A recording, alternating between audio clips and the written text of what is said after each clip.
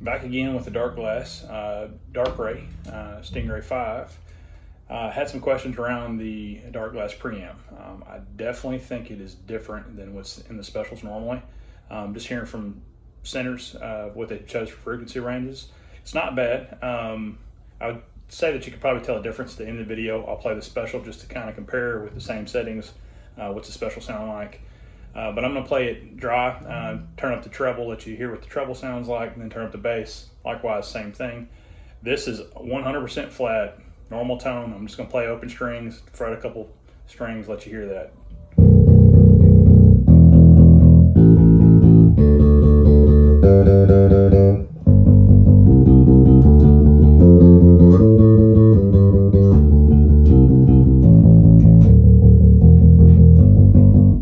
Completely flat. I'm going to add treble, so I'm going to go up probably about, let's say 25% on the treble knob plus, and we'll see what we get there.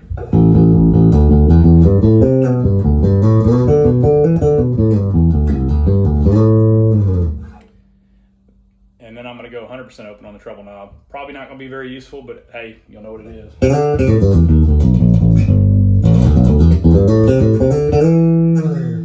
So it's a really bright treble. I'm betting this is higher than 2K, just from hearing it. I think it's a little lower pitched on the specials. I'm gonna kick in the distortion circuit on the alpha side and just see what does that extra treble do to it. So I'm gonna put the treble 25%, turn on the distortion circuit, we'll see what we got.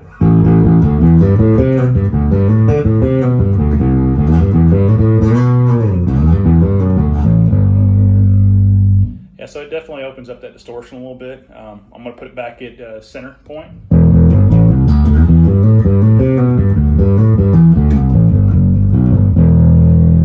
Yeah, so it definitely opens it up quite a bit when you turn up the treble. Same thing with the Omega circuit. I'm going to turn up the treble 25% and then give you bass line. Here's with the added treble.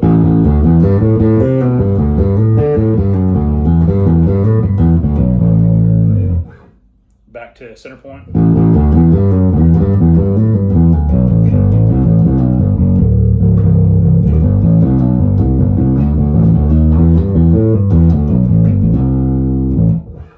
Yeah, so there's a lot of usable tones there. Now I'm back to flat. I'm going to add a little bass to it. So this is bass at about 20%.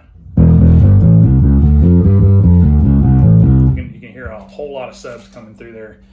So it's a pretty aggressive bass increase. Let me go ahead and put it to 100%. It's going to be really high. A lot of mud. I haven't been able to find what the frequencies are that Darkglass used for this preamp. I'm kind of interested just to compare it to the Stingray Special, because you can hear a difference. I'll definitely say that. I like it. I think this sounds good. Kind of excited to use it in the band context and see how it cuts. For me, I'm going to use this stock Stingray sound on this one with about maybe a 10-15% bass boost, and put it in standard and we'll see how it sounds.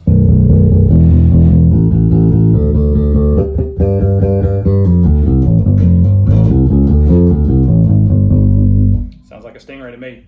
One of the things I started messing around with the distortion circuits on was treating it a lot like I do the distortion pedals. So usually for me to get a good sound on the distortion pedals, I'll take the gain and I'll bring that up to maybe about 60%, and then I'll take the drive level on the pedals themselves and go about maybe 30%.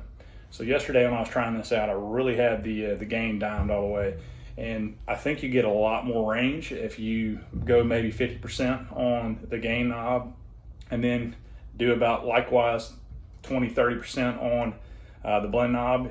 It's a lot more usable to me. Kind of example of what I've got today on the distortion.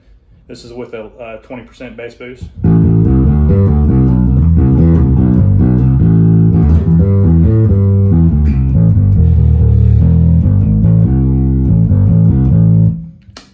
Going to the fuzz.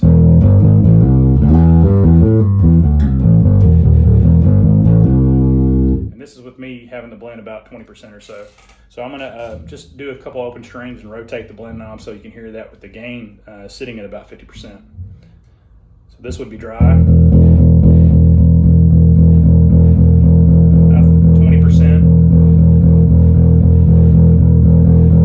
40%, 70%.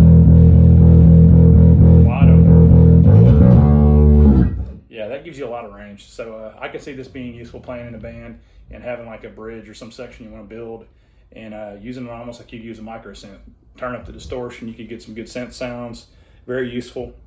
I've learned a lot about it. It's a little bit easier to use. Use that blend and gain knob a lot. I've been seeing a lot of critiques online for folks talking about they don't like the fact that you're putting distortion in the front of the circuit, which, hey, if you build a pedal board, you don't do that. You know, you go through some of your compressors and things like that first. My personal critique is I like it. I can deal with that. It doesn't bother me. I have the Alpha Omicron pedal, and I like the ability to blend the alpha and omega signals. I don't think you get that here. It's pretty much just alpha or omega based on the switch. And a big part of why I like the pedal is because you get a blend of both, a little bit of distortion, a little bit of fuzz. And using that gain and levels, you can really just dial in just a little bit of hair. I'm missing that here. I'm being real with you, I'm missing that. The other thing, it's not quite the same gain structure, dry signal-wise on the Stingray with this as it is on the Specials. I want to plug in the Special, kind of let you hear. So this, again, I'm going to go, here's the dry circuit on the Darkglass, and let you hear that preamp with just about 20% bass boost. I'm going to put up my Special, play it, and let you hear something similar.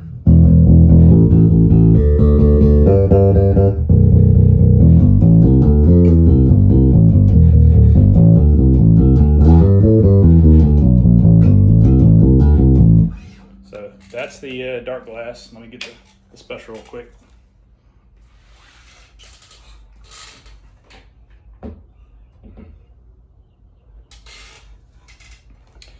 And it is in humbucker mode, bridge humbucker mode, so I'm not playing the front pickup at all. Same settings, no mid-range EQ, no treble on it, just a little bit of bass boost. A